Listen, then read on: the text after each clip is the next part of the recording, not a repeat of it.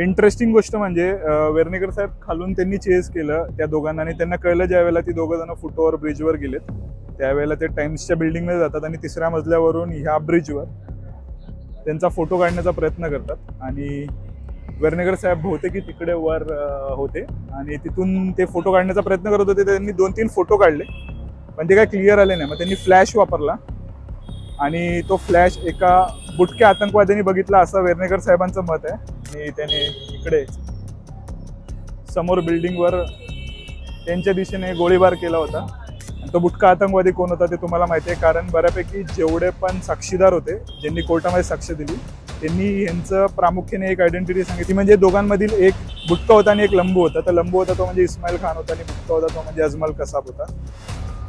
आणि अशा प्रकारे तो आयकॉनिक फोटो जो कव्हर फोटो ठरला एकंदरीत या अटॅकचा आणि खूप जास्त प्रबळ पुरावा ठरला तो ह्याच ब्रिजवर काढला होता आणि समोरून वेर्णेकर साहेबांनी काढला होता या टाइम्सच्या बिल्डिंगमध्ये.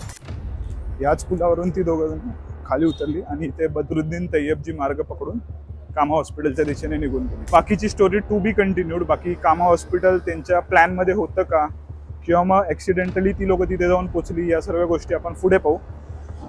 तोपर्यंत कनेक्टेड राहा. सिरीज आवडत असेल तर लाईक शेअर सबस्क्राईब फॉलो करायला बिलकुल विसरू नका आणि हर हर महादेव.